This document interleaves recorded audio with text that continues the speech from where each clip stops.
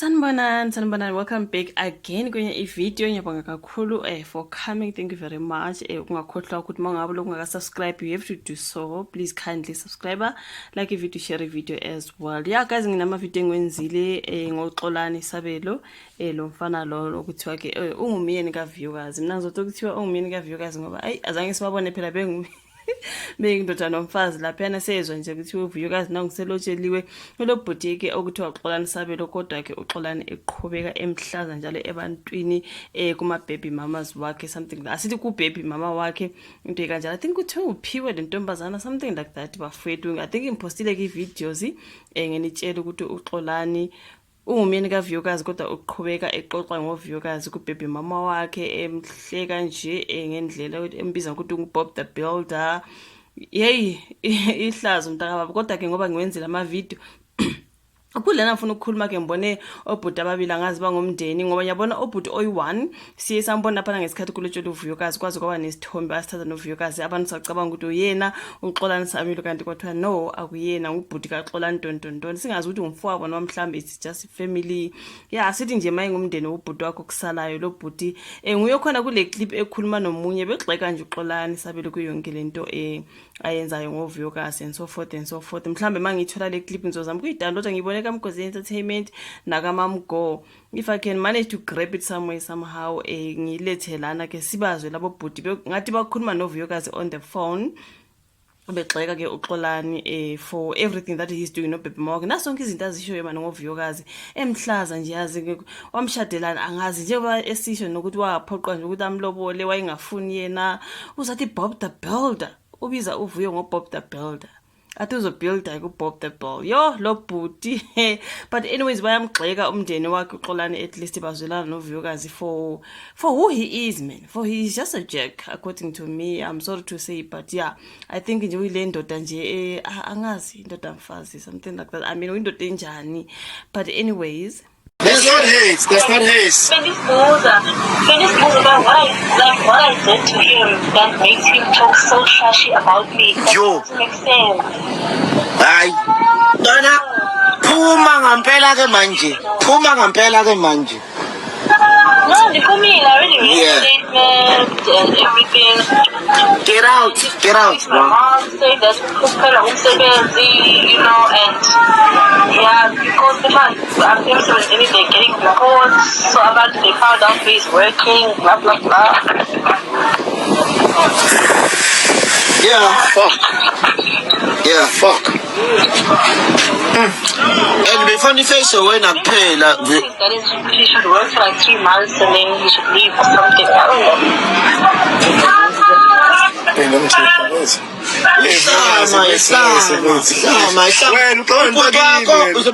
I certified that guy. Ngabafowabo ngenxa ukuthi na shembo Nciweni. Hey, Vuyo fethu angazi ukuthi uyiqala play into fethu, like I'm so broken. I'm so traumatized. I don't believe it. Ngoba mina ngivuka fethu manje kuseni to all this shit, and yena wezama ukujustify indlela yakhe. He's explaining ukuthi he was toxic, and I don't know if it makes sense. Lapho senthi lana isenza ayikho la uXolani uhlakele sonke sonke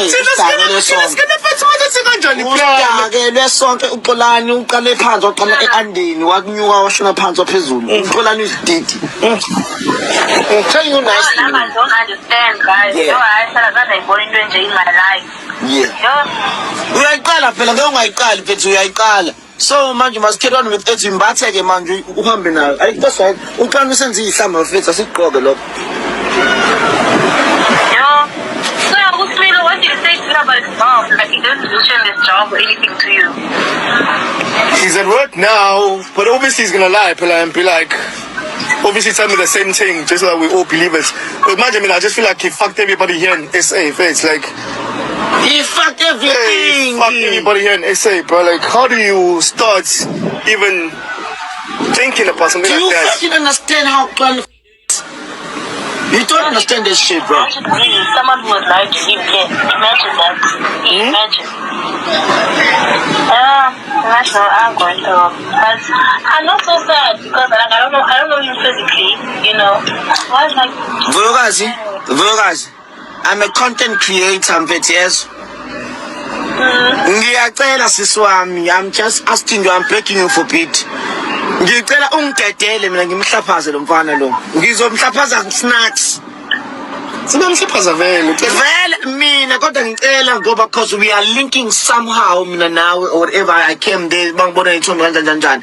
But ngiyacela unginikeze lithuba lokuthi ngimfake up ngiXolani. I'm giving you like leave woman. I don't care what you guys do. Yeah.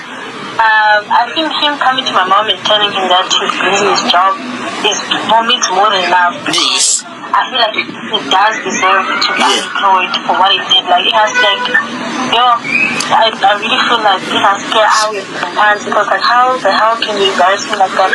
Yeah. Hey, ngithi mina kuwena kodwa mina ngitshene ngithi mina ngicela usinikeze ithuba sithi kumuntu nje kancane mfana usinikeze inyanga eyodwa and you're gonna see hey bra sizomfaka lo mfana usidakele phela mfana sonke.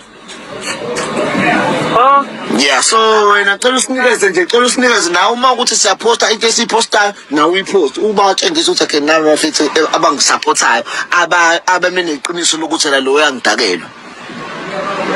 Yeah, let's do it, Donna. Let's go. Like I really like you must be for I can't believe you want to scare me. Bro, I had to basically try and get this on videos and stuff. Give me some story, like, dude, what the fuck is going on? And I'm like, yo, guys, I see this time. Because we were quiet all along, you know, everything that happened.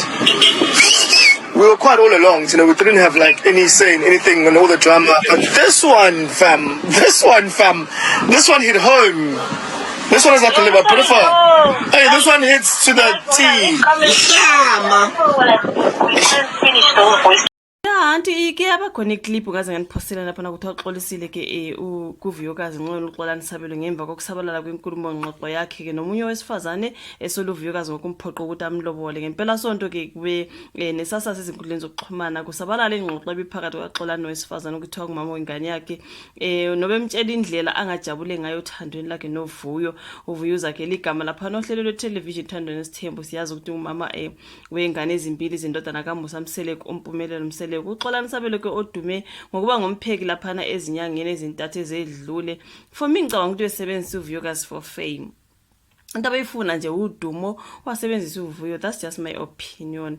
So ke udumo ngokupheka nje benguchef ezinyangeni ezintathu ezedlule ukusabalala izithombe ke thumele abakhongi bemlobolila lapha ngakubo kaVuyokazi something like that. Sakubona konke lokho uVuyokazi wabongelwa ngabaningi ngesikhathi kuvela izindaba zokuthi useyingoduso yomuntu ngoba washiya indodana kaMusa Mseleko ngenxa yokunganami ke laphana kaMseleko. Nami ngamjabulela ngathi ayigele hamba wena kanti ke uyozithela mdaka baba wayekhala ngokuthi akajabule ebudlelwaneni babo esola umpumelelo Mseleko ngokuba yisoka lamanyala into kanjalo nje kulotshola kwakhe ngoXolani kwenza abaningi bambongela ngokuthola kwesilisa wakhombisa ukuthi uyamthanda kanti uyabheda nje uyazibhedela ungumbhedi nje uyali kodwa konke lokho kuphenduke ke asibone ke bafethu konke lokuphenduka izindaba ezimbi sekusabalala ingxoxo lapho uXolani ethi ngoVuyokazi wamphoqa ukuthi amlobole kule ngxoxo uXolani utshela ke lo munye wesifazane ukuthi usambuka nje uVuyokazi ukuthi wenzani empilweni ukuthi wangiphoqa ukuthi ngenze yonke lento ngisho ngesikhathi ukhanyisa amalobolo mina ngakulungele lokho yena wangiphoqa ntonto wathi na kudala mina ngemtshela ukuthi akahambe kodwa akezwa umatasa komanje wenza incwadi zokuza la eUK njengoba ngihlala khona ke mina angikulungele futhi eze ngapha ngoba ngifuna angimithele nimzile ethi akafuna uVuyo amithe angaze angondlise ingane ngo20,000 nizwile le ngxoxo kaXolani bafike nginipostele sobunibukile wathi ubhizi lo ngisiviza nje ufuna ukuza ngapha ufuna mina uyangimithele wena wathi manje nje uhlala ku cottage uzokwenza nje hey le nkulumo iphoqa ukuthi uVuyokazi akhiphe istatement ke lapha eveze khona ukuthi inhliziyo yakhe ibuhlungu ngokusabalala kwaleyo ngxoxo wathi ngumuntu wesifazane uthanda ukuphila impilo yakhe nokuba nobudlelwano obungekho phambi kwamehlo omphakathi kodwa ngithola ngelokhu ngivela njengani ke nami ngisanda ukuzwa izindaba zokuthi ngaphoqa isoka lami ukuthi lingilobole lokho akusho ukuvezwa ohlangothini Abezwe uhlangothi mina ebengingakwazi ngaye mhlawumbe uhlangothi ebengingalwazi ngaye wathi yena ngiphatheke kabi uyaveza bakithi uVuyokazi ukuthi uphatheke kabi izinto azikhulumile futhi kunzima nokuzamkela uthe uyabonga kubona wonke umuntu komesekile lapha noVuyo uthe akukho kunye asazokukhuluma ngalolu daba ke simzwile kodwa esekukhuluma nalabo ukuthi ngabafowabo bakaXolani bemgxeka ngempela uXolani guys hayi lo mfana lo lidlapha I apology yakhe mina ngiyizwanga I feel like nje ubesenza nje damage control I-apology yakhe for me ayizwakalanga na yonke into nje nokumlobola kwakhe uVuyo I think for me nje wayezifunela udumo wayazi ukuthi ukuba nje umuntu kaVuyokazi Nciweni since uVuyokazi sesaziwa ubekulapha na ku reality show uthando nesithembu izingane zesithembu wabona ukuthi I will gain ifame lana ithi ngimdlalise ubevele edlala uVuyo ibingeke yonke lento yokushadana ntontoni ubedlala nje esifunela udumo uVuyo nayo she bought it she went there mina ngambonge nathi mhlambe kungcono ke without impumelelo msele kanti uyozikuthela ke mntaka baba kuwesi ke ngale kaXolani Sabelo ke sizwile ke kuthiwa uVuyo umdampile uXolani singazi bafowethu asethembe ngoba what kind of a guy but ke asazi lesopho ke bhuti bakaXolani labesibabone bekhuluma lapha bazozama ukuthi bakukhulume naye ngoba ingqondo yakhe ngempela ibolile bafowethu ngumuntu onjani ongahamba yolobola umuntu uqeda uhamba umhleba nakwezinye intombi zakho khumbula kunaloya oyi-YouTuber oye waveza ukuthi kudala uXolani MDM wathi sebenza naye lo sisi lana you guys othanda ukwenza izitori lana ka YouTube sengize ngakhohlwa negama nkosi yami kodwa ke ngumuntu nje sebenza naye she is a YouTuber something like that wabuye wathi Vuyokazi Nciweni his husband is busy DMing me ntontoni kodwa uyazwakala ke lapha uXolani esho ethi ya ngimtshelile mina lo Vuyo ngathi mina maningi amantombazane engiwadmayo ukhuluma noBaby mama uthi ngithe kuVuyokazi maningi mina amantombazane engiwadmayo maningi kabi hey lo booty if I can get my hands ngikubambe you know what I mean but anyways you guys ngiyazidlalela nje kodwa yani hayi ungcolile that's according to me but anyway siyabonga ke bafethu ukuthi buka ivideo ke lena usubscribe ushare ke sibonana kwenye futhi elandelayo bye.